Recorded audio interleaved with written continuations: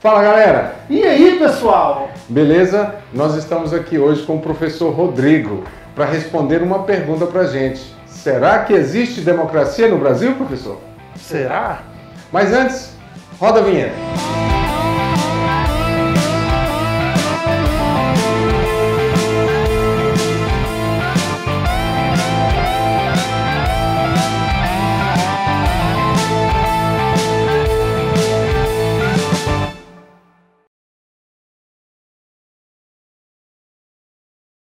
E aí, galera, eu tô me sentindo aqui num grupo de gogo boys, né? Você é um bombeiro, você é o quê? O Che Guevara, né? E esse chapéu de vocês? O meu chapéu é estritamente da Rússia, em homenagem à Copa. Vamos lá!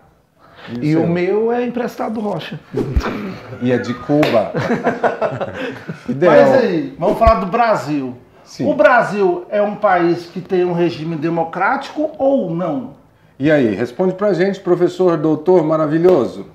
Então, gente, isso aí é uma pergunta que vem sendo feita aí, a gente vê nas redes sociais, né? Algumas pessoas afirmam que não existe democracia no Brasil, mas com certeza a gente pode afirmar que no Brasil tem uma democracia, né?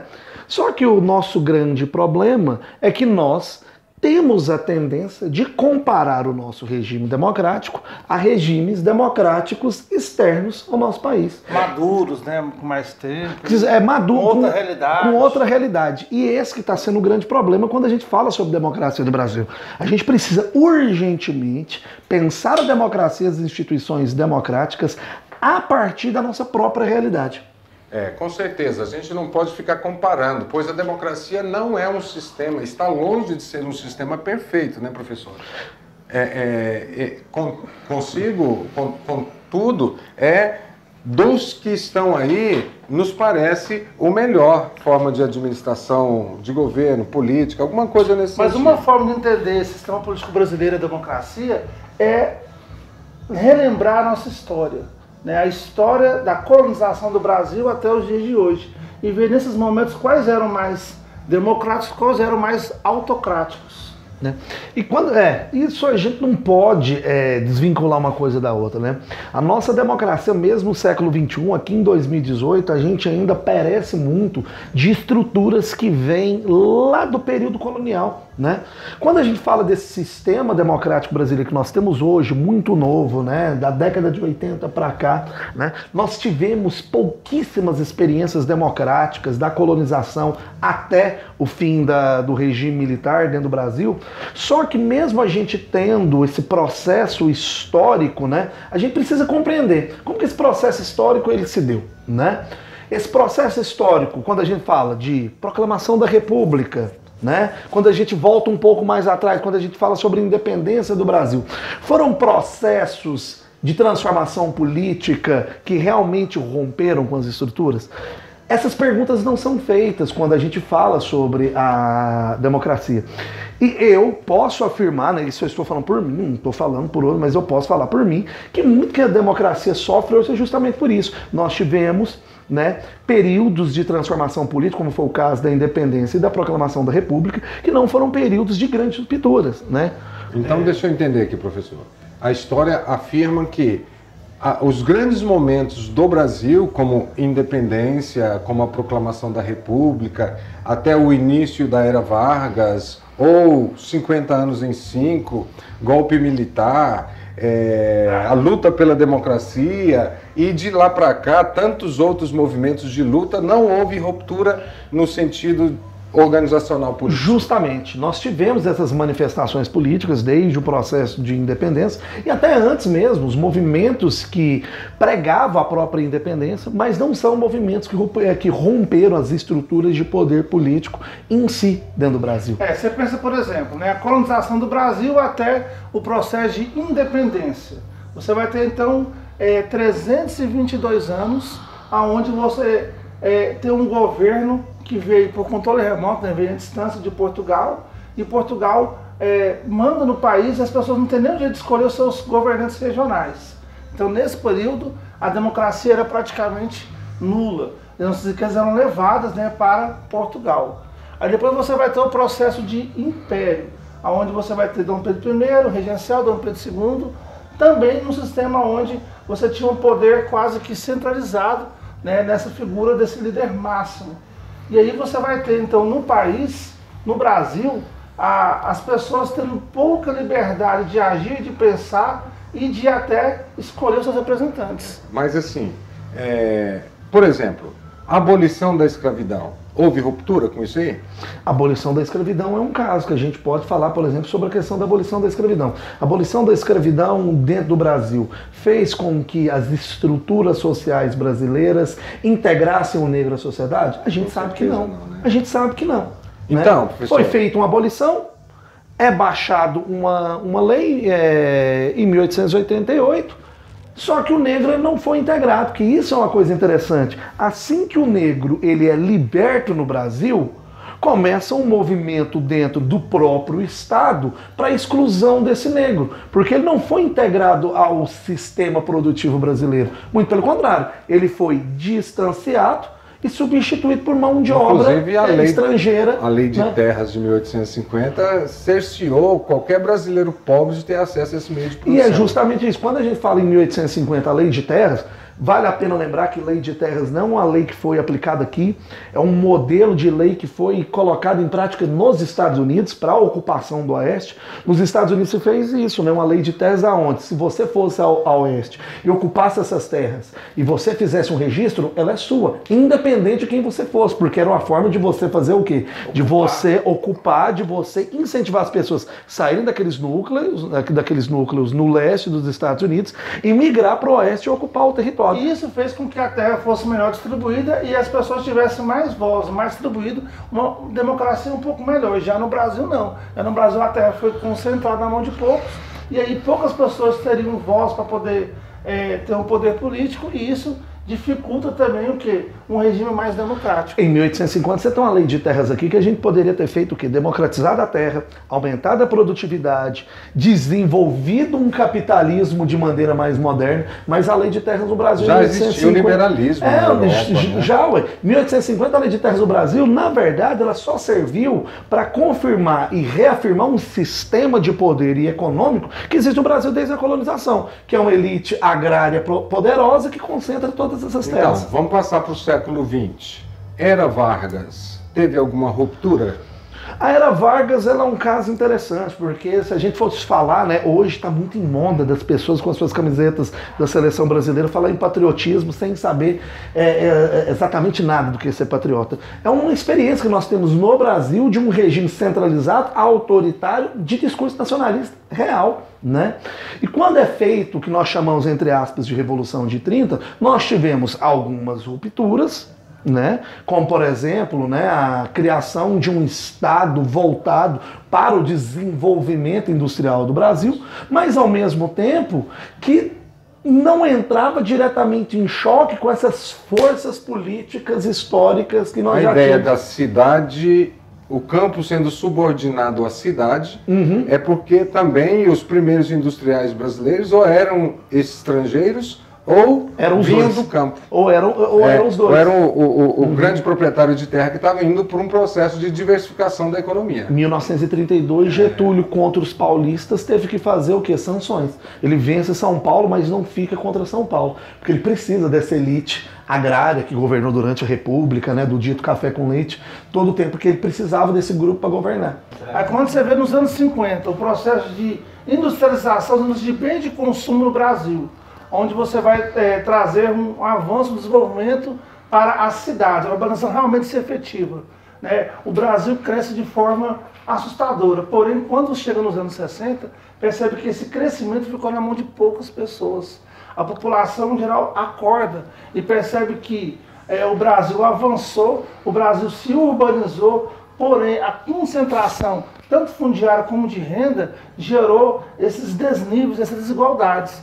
Nos anos 50 você tem aquela música ligada ao amor, à flor, à bossa nova, né, às belezas. E quando chega nos anos 60, eles percebem que você não pode falar de amor se está passando fome. Teve até uma charge no Enem que mostrou, né, o Zé da Silva com o JK, falou assim, você tem agora um carro nacional, com asfalto nacional, com gasolina nacional, o que você mais quer? Ele, um prato de arroz com feijão nacional. E aí, de repente, o povo para de ouvir bossa nova, de falar de flor, falar de amor e começa a contestar. Aí surge a MPB, onde as pessoas começam a falar dos problemas sociais. E isso gera uma convulsão, né? Até o quê? A ditadura de 64. E a ditadura de 64, professor? Aí que veio sim para concentrar o poder nas mãos de quem estava realmente ameaçado. Gente, não houve um retrocesso na democracia? Não. Que retrocesso? Coisa nenhuma. Que retrocesso? É constitucional. O que é democracia? Democracia é a aplicação da lei. É a aplicação da lei, a lei foi aplicada. Então não houve retrocesso. Que modifique a lei, então? Que retrocesso? Coisa nenhuma. A gente está vendo aí agora, popularmente, né, as pessoas dizerem que existe uma ascensão comunista no Brasil, de que existe um perigo comunista no Brasil, de que, né, essas ideias que já estão, né, mortas e enterradas. O Muro de Berlim caiu, gente. A União Soviética acabou. Então, assim, a gente tentar... Nem a própria Rússia, líder, não é mais comunista. Não é, né? Tem um partido de direita no poder hoje. O Putin é um governante de direita governando a Rússia, né?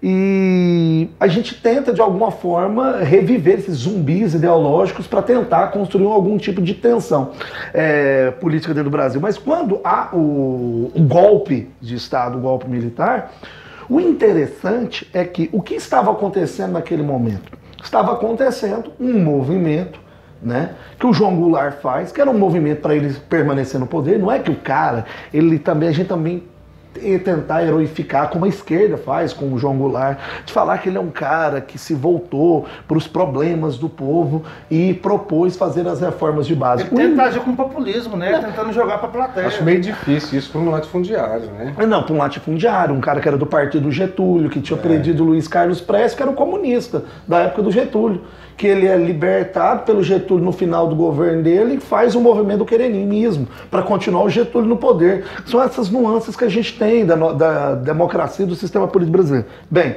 o que o João Goulart ele pede, né, entre 63 e 64? Não o João Goulart, mas o que a população pedia.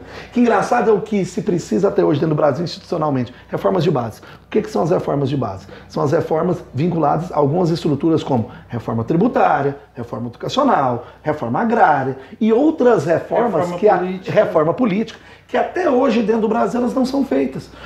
O que abriu a brecha para o golpe militar de 1964 nada mais é do que um movimento político de se fazer reformas. Não há nada, não há uma possibilidade de brecha revolucionária. Havia pedidos de reforma. E nada voltado para o campo da revolução, como aconteceu na China, né? Inclusive, esse crescimento, essa tentativa de fazer uma revolução, de pegar armas e tudo, só acontece no Brasil após o AI-5.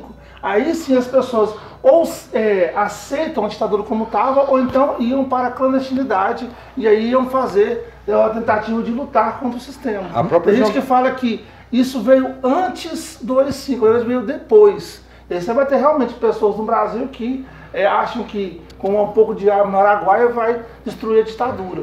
Mas antes disso você não tinha essa articulação, essa organização de tentar fazer um golpe comunista no Brasil, como eles falam até hoje. A própria geografia chama isso de terceiro mundismo, né? Você criar uma sensação de um inimigo comum.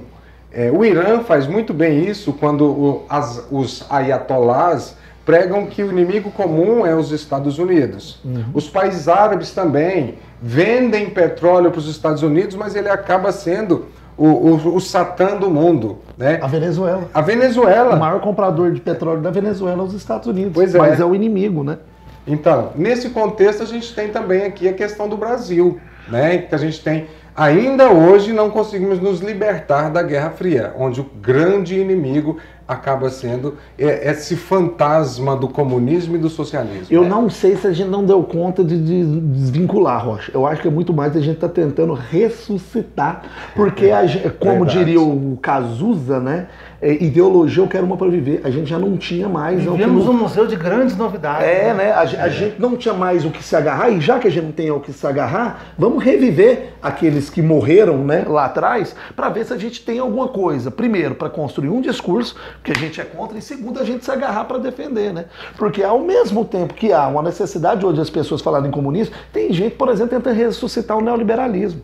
A gente sabe que ele passou na década de 90, ele foi colocado em prática, os países colocaram colocaram ele em prática. E todo mundo sabe qual foi o resultado.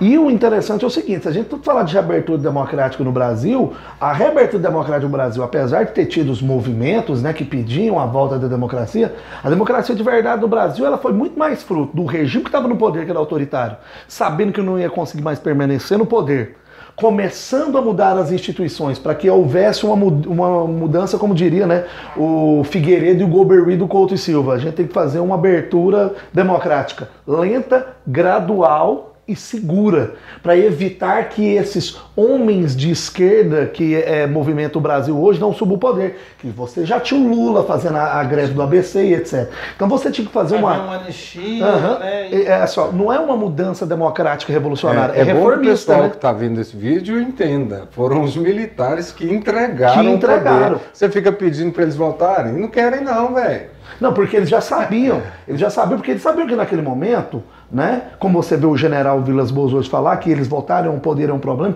que eles sabiam que eles não tinham mais nenhum tipo de sustentação. A economia entrou em crise, o apoio social também, a Guerra Fria estava acabando, os Estados Unidos, que apoiou movimentos autoritários, já estava em outro discurso, que era o discurso dos direitos humanos, e acabar com esses regimes autoritários. Então o que eles fazem? Vamos começar a mudar aqui gradualmente. Anistia, tanto para quem era do regime, para quem contra do regime. A gente é o único país que passou por uma ditadura que não julgou quem torturou e matou no governo, como a Argentina faz, como o Chile fez, né? Aqui a gente perdoou todo mundo, né? Segundo, fazer uma mudança lenta e gradual no sentido de você já não abrir mais para as eleições, você abre o pluripartidarismo, mas as primeiras eleições têm que ser o quê? Indiretas, com candidatos que não tivessem um discurso político mais radical, né? Vamos pegar ali da oposição, o cara de oposição mais consentida que existia no regime. Tancredo Neves, vamos trazer ele. Ele vai ser esse candidato velho da oposição. No regime, né? Foi o primeiro-ministro da época de João Goulart. Justamente. Quando se tentou a tentativa de primeiro golpe, que foi no João Goulart. É alguma coisa de sangue esse negócio de assumir o poder? Traz o Tancredo Neves, mas traz o Tancredo Neves. Tancredo Neves, para quem não sabe, é avô, né, do Aécio Neves. É aquele negócio, ó, traz o Tancredo, mas o vice dele tem que ser um cara que até 5, 6 anos atrás pertencia ao partido do governo Clarena. O Sarney podia ser tanto vice do Maluf, que do Tancredo, como vice do Tancredo, né? Ele transava dos dois lados e acaba que... Ele vai para vice do Tancredo. É feita uma eleição indireta. A emenda Dante de Oliveira não é aprovada, que as diretas já. Então, o regime é indireto, né? Então, aqui no Brasil, professor, é melhor ser candidato a vice do que ser presidente? Parece que sim, porque o Tancredo morre, é o vice que governa. Aí vem Collor, o Collor é derrubado pelo impeachment, né, que é a nossa primeira experiência. Vale a pena lembrar, o primeiro presidente do Brasil na proclamação da República, o Deodoro da Fonseca, também foi derrubado.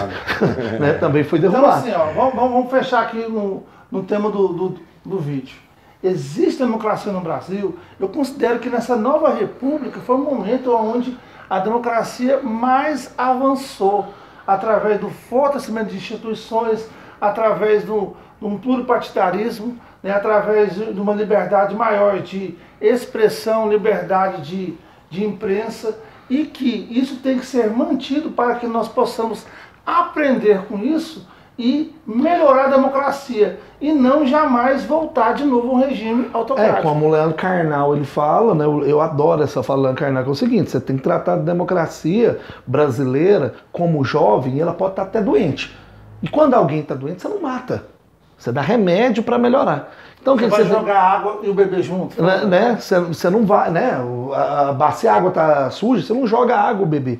Você melhora, você fortalece as instituições, você conscientiza, você traz a população para se fazer o debate, né? Você evita que essas situações ocorram, né? De um presidente no poder, você derruba, e as pessoas acharem que isso é o certo. A simples queda de um presidente vai resolver os problemas das pessoas acharem o seguinte, principalmente acabar com o desemprego no mundo de crise econômica. E saber que na democracia é uma questão de responsabilidade. Se eu escolho alguém, a responsabilidade é nossa. Né? Que a gente precisa amadurecer nisso. Se eu voto ou eu coloco alguém no poder, para bem ou para mal, a responsabilidade o quê? é minha. E isso a gente vai levar mais um tempo, que é uma questão de amadurecimento, reforço das instituições, reformas que a gente tentou fazer lá em 64, a gente não fez, que são urgentes. Né? Como? Reforma tributária, mas principalmente a política. A gente precisa fazer uma reforma política que é urgente, mas que ao mesmo tempo a gente sabe que falar em reforma política no Brasil ainda esbarra em estruturas que nos remetem à colonização. Que são essas estruturas que não querem sair do poder, porque elas não querem essas reformas. E ainda estão no poder até hoje, né? Mesmo através da eleição, as 3 bancadas que governam o Brasil. Do boi, da bala e da Bíblia. Então são extremamente conservadoras. Eles não querem, né, uma mudança nessas estruturas. Né? Então, assim, ou a gente avança para poder fortalecer a democracia e atingir estados de democracias mais maduras e mais avançadas, ou então a gente volta e segue num regime autocrático aí, que nem, por exemplo, Afeganistão, que nem Irã. Né? Porque assim, a gente vê muito parte da sociedade agindo como bebês. Porque quando você pede um regime autoritário para que algum governo resolva para você, isso é prova de uma sociedade que não se amadurece mentalmente, intelectualmente e institucionalmente. Quando você pede para alguém resolver os seus problemas, é porque você não dá conta de resolver o quê? Sozinho. Isso é falta de quê? De amadurecimento. E uma democracia madura perpassa por uma sociedade intelectualmente madura. Madura, não maduro. Madura, né? No sentido kantiano, né? A maturidade intelectual de saber que escolhas têm consequências, eu tenho que saber me lidar com essas consequências, né? Não fazer birrinha, não pedir a ajuda de um Estado, né, paternalista, porque a gente já passou por essas fases. Né? Então, olha só. Nesse vídeo nós falamos sobre a democracia brasileira e o amadurecimento dela. Vamos deixar na descrição do vídeo um mapa mental com uma linha do tempo, mostrando esses regimes aí que existiram no Brasil e uma lista de exercícios falando sobre sistemas políticos, democracia e ditadura. Vamos deixar também o link da rede social do professor Rodrigo, que você pode ir lá discutir diretamente com ele. Claro, pode sim. Gente, vocês são meus convidados. Instagram, Facebook. Quem tem ódio no coração, não vai lá não, porque aí eu não vou te dar moral não, mas se você quiser debater, fazer pergunta, né, a gente conversar, a gente está à disposição. Além disso, mapa mental, super lista de exercícios, né, professor Omar? Um mapa mental linha do tempo e esses exercícios sobre sistemas políticos. Isso. E, no mais, pessoal, muito obrigado pela presença de vocês, por terem assistido esse nosso vídeo até ao final. O nosso objetivo, eu acho que foi alcançado, trouxemos o mestre dos mestres, não o mestre dos magos, mas o mestre dos mestres em termos de história, o de melhor o canal Mais Gel traz para você. Beleza, pessoal? Obrigado e até mais. E vamos amadurecer intelectualmente, hein? Quanto mais gel?